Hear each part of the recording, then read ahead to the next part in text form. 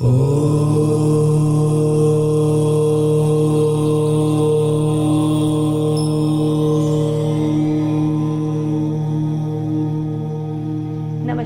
Learn astrology की series में आप सभी का स्वागत है। आज फोर्थ लेसन में मैं आपको बताने वाली हूँ 9 ग्रहों के बारे में, उन 9 ग्रहों के हिंदी और इंग्लिश नामों के बारे में। फिर प्रत्येक ग्रह एक राशि से दूसरी राशि में गोचर भ्रमण कितने दिन में करता है और 12 राशियों में उस ग्रह का गोचर भ्रमण कितने दिनों में होता है, उसके बारे में जानकारी दूंगी। साथ ही कौन सा ग्रह नव ग्रह मंडल में क्या स्थान रखता है उसके बारे में बताऊंगी। और लास्ट में मैं आपको बताऊंगी कि किस दिशा का कौन सा ग्रह स्वामी है, यानी किस ग्रह के लिए कौन सी दिशा निर्धारित की गई है।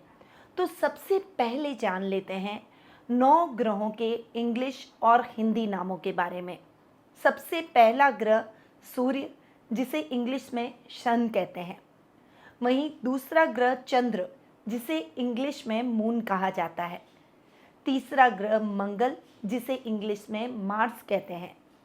चौथा ग्रह बुध, जिसे इंग्लिश में मरकरी कहा जाता है। पांचवा ग्रह बृहस्पति, जिसे इंग्लिश में जुपिटर कहा जाता है। छठा ग्रह शुक्र, जिसे इंग्लिश में वीनस कहा जाता है। सातवां ग्रह शनि, जिसे इंग्लिश में सैटर्न कहा जाता है।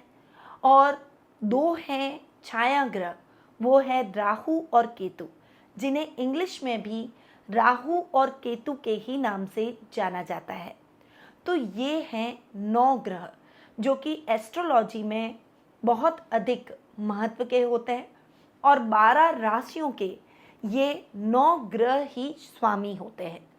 अब इन ग्रहों के गोचर भ्रमण की बात करें तो हर ग्रह एक राशि से दूसरी राशि में 30 डिग्री के बाद में चेंज हो जाता है, यानी गोचर भ्रमण करता है, राशि परिवर्तन करता है। और 12 राशियों में उस ग्रह की एक निश्चित अवधि होती है जिसमें वह 12 राशियों में गोचर भ्रमण कंप्लीट कर देता है, यानी 12 राशियों में वह घूमकर आ जाता है। अब सबसे पहले सूर्य ग्रह की बात करते हैं। तो एक राशि में सूर्य 30 दिन तक रहता है। वहीं एक राशि से दूसरी राशि में सूर्य का 30 दिन में गोचर भ्रमण होता है। वहीं 12 राशियों में सूर्य 1 वर्ष में गोचर भ्रमण कंप्लीट करता है। वहीं चंद्र यानी मून की बात करें तो वह 2.5 डेज यानी 2.5 दिन में गोचर परिवर्तन करता है, यानी एक राशि से दूसरी राशि में प्रवेश करता है। और चंद्र गणनाओं के आधार पर ही राशिफल दिया जाता है। वहीं चंद्रमा लगभग 27 दिन में 12 राशियों में गोचर भ्रमण कंप्लीट कर देता है।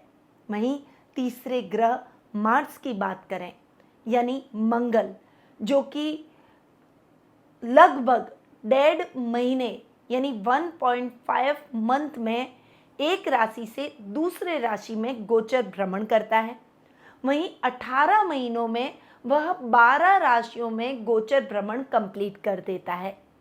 वहीं बुध ग्रह की बात करें यानी मरकरी की बात करें तो वह 24 दिनों के अंदर एक राशि से दूसरी राशि में गोचर भ्रमण करता है। वहीं 288 दिनों में यानी 288 डेज के अंदर वह 12 राशियों में अपना गोचर भ्रमण कंप्लीट कर देता है। वहीं जुपिटर की यानी गुरु ग्रह की बात करें तो वह एक राशि से दूसरी राशि में 1 वर्ष का गोचर भ्रमण का समय लगाता है। वहीं 12 राशियों में वह 12 साल में गोचर भ्रमण कंप्लीट करता है। वहीं वीनस यानी शुक्र ग्रह की बात करें तो वह 25 दिनों में एक राशि से दूसरी राशि में गोचर भ्रमण करता है। वहीं 300 दिनों में वह 12 राशियों में अपना गोचर भ्रमण पूर्ण कर लेता है, यानी कंप्लीट कर लेता है। वहीं सैटर्न यानी शनि की बात करें तो वह 2.5 वर्ष में यानी 2.5 ईयर में एक राशि से दूसरी राशि में गोचर भ्रमण करता है। वहीं सैटर्न यानी शनि की बात करें तो वह 2.5 वर्ष में एक राशि से दूसरी राशि में गोचर भ्रमण करता है। वहीं 12 राशियों में वह 30 वर्ष में यानी 30 ईयर्स में 12 राशियों में गोचर भ्रमण कंप्लीट करता है। वहीं राहु और केतु जो कि छाया ग्रह होते हुए भी हमारे जीवन पर बहुत गहरा प्रभाव डालते हैं, वहीं राहु और केतु जो कि छाया ग्रह होते हुए भी हमारे जीवन पर बहुत गहरा प्रभाव डालते हैं। तो राहु और केतु की बात करें तो वो 1.5 वर्ष में यानी 1.5 ईयर में एक राशि से दूसरी राशि में गोचर परिवर्तन करते हैं। वहीं 12 राशियों में वे 18 वर्ष में गोचर भ्रमण कंप्लीट करते हैं। तो ये है सभी ग्रहों की व्याख्या। इसमें आपने देखा कि शनि, राहु, केतु और गुरु, इनका अंतराल बहुत अधिक होता है एक राशि से दूसरी राशि में गोचर भ्रमण का। इसीलिए इनका प्रभाव हमारे जीवन पर बहुत ही गहरा आज वर्तमान की स्थिति में देखने को मिलता है। यानी जो गोचर की कुंडली बनती है, यानी जिसे हम चलित कुंडली कहते हैं, उसमें इन ग्रहों का प्रभाव सबसे अधिक देखने को मिलता है। अब सभी ग्रहों की रैंकिंग की बात करते हैं कि नवग्रह मंडल में सभी ग्रहों को कौन सा स्थान प्राप्त है, कौन सी पोजीशन प्राप्त है।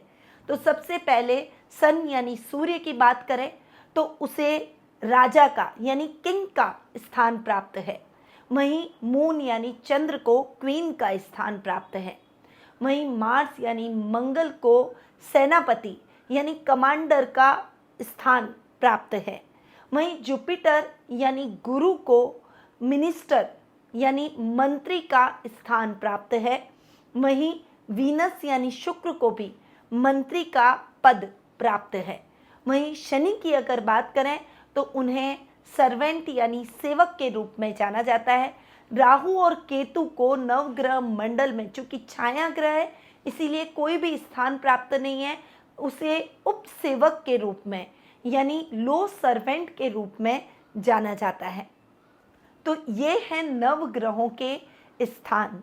अब आते हैं नवग्रहों की दिशा पर, यानी किस ग्रह को की कौन सी डायरेक्शन है, कौन सी दिशा है, कौन सा ग्रह किस दिशा का स्वामी है। बड़े ध्यान से सुनिएगा। सबसे पहले सूर्य यानी सन की दिशा के बारे में जान लेते हैं। तो वह पूर्व दिशा के स्वामी माने गए हैं, यानी सूर्य ग्रह का पूर्व दिशा पर आधिपत्य है। वहीं मून यानी चंद्र नॉर्थ वेस्ट यानी उत्तर पश्चिम दिशा के स्वामी माने गए हैं। इस दिशा पर इनका आधिपत्य रहता है। वहीं मंगल यानी मार्स की बात करें तो वे साउथ यानी दक्षिण दिशा के स्वामी हैं। वहीं मरकरी यानी बुध ग्रह की बात करें तो उन्हें उत्तर दिशा का स्वामी माना गया है। जुपिटर यानी गुरु ग्रह की बात करें तो उन्हें उत्तर पूर्व दिशा का स्वामी माना गया है। वीनस यानी शुक्र ग्रह की बात करें तो उन्हें दक्षिण पूर्व दिशा का स्वामी माना गया है। सैटर्न यानी शनि की बात करें तो उन्हें पश्चिम दिशा का स्वामी माना गया है। वहीं राहु और केतु को दक्षिण पश्चिम दिशा का स्वामी माना गया है। तो ये हैं नवग्रह और उनकी दिशाएं। आज के लेसन में बस इतना ही। आप इसे रिकॉग्नाइज करें, याद कर लें, इसे लिख लें। अगले लेसन में मैं आपको ऐसी ही कुछ रोचक जानकारियाँ दूंगी, तो मेरे साथ बने रहें।